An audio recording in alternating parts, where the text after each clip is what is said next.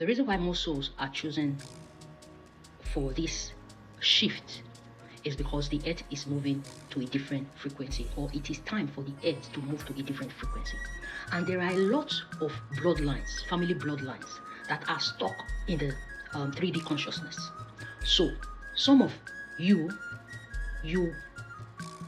made a contract to reincarnate into this bloodline, into this consciousness, to levitate that consciousness to a higher frequency.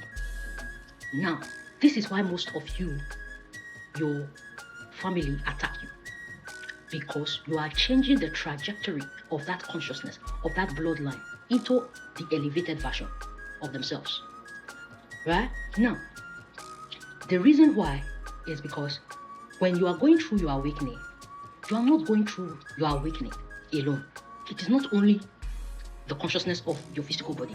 You are also levitating the consciousness of your family bloodline to a better version, because you are breaking the strings of the loop. So as soon as you break the string of the loop, right, there's no more loop anymore.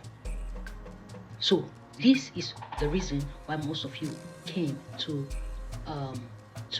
shift the consciousness of your bloodline. And as you are shifting the consciousness of your bloodline, you are shifting the frequency of the earth as well.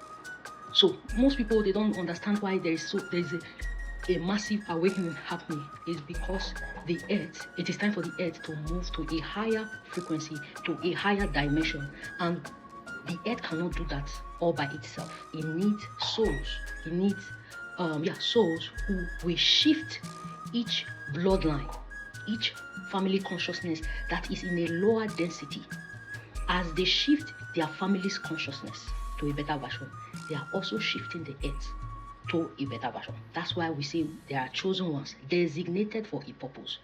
Does not mean every other person does not have their own purpose, but these souls are specifically chosen to shift the consciousness to a better version because they are configured for it. These are souls that are configured for this mission. They carry a light code that, that can only shift that consciousness or shift the earth's consciousness because of their high frequency.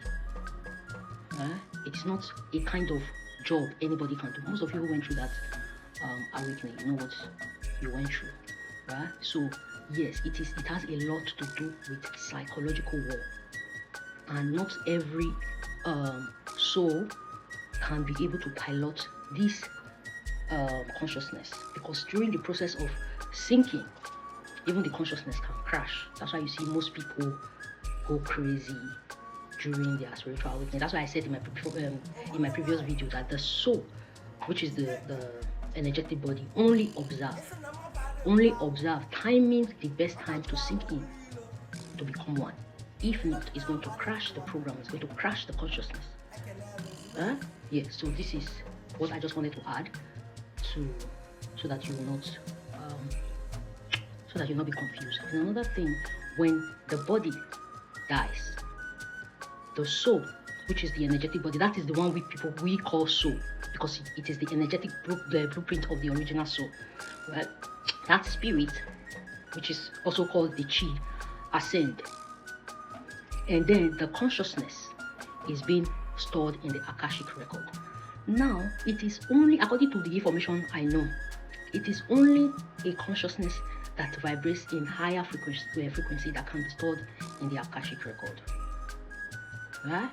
If it is not high, it cannot go through the frequency. That is what I was told, right?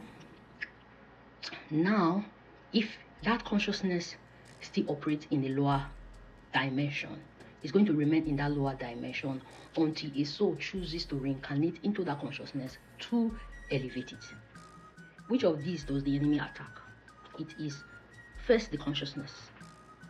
They attack the consciousness. They attack them psychologically for them to give away their power. Right? Now, if the consciousness is not aware of nothing about themselves, they can easily make contracts to be controlled by another entity. And if they are being controlled by another entity, that entity already have access to the energetic body. That's why most of you now dream that you are locked up in a room. that is your energetic body, that is your astral body that has been locked up.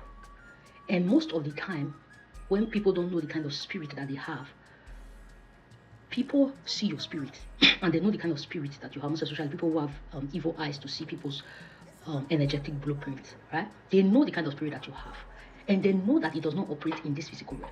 So what they want to do is, if they can control you, they can control your energetic body, right? They will tap into that energetic body and begin to use its resources, its magical gift, everything that has to do with that energetic body. So this is why most of you are attacked. This is why most of you don't know why you are attacked, because your mission, first and foremost, is going to distort that running consciousness loop. Right? And it's a threat. Secondly, you know what they can do with your spirit? They become a genius. Your energetic body is the genius we talk about when we say somebody is highly intellect. When somebody says somebody is intelligent, somebody is a genius, that is your spirit. That holds your intuition, your dream world. What do you call it? Your memories. No, the memories is not in the consciousness. But you see that spirit, that's where all your gift lies. That's where all your gift lies. So a lot of people know what to do with that gift. That's why when they see you, it is not the consciousness per se they want to really attack. They want to own your energetic body. They want to own your spirit, and they want to use your spirit till they, use them. I don't know whether you understand. They want to use that body till they call for money or call for anything, right? Because it is out of this realm. They know it is not in this realm, and this realm can be a realm of abundance. It's not every soul that flows with abundance. So once they sense you and sense your energy and they know who you are, that is the spirit they are coming for. But they are going to use your consciousness as a window, as a door, as a portal to access. Yeah, that's it.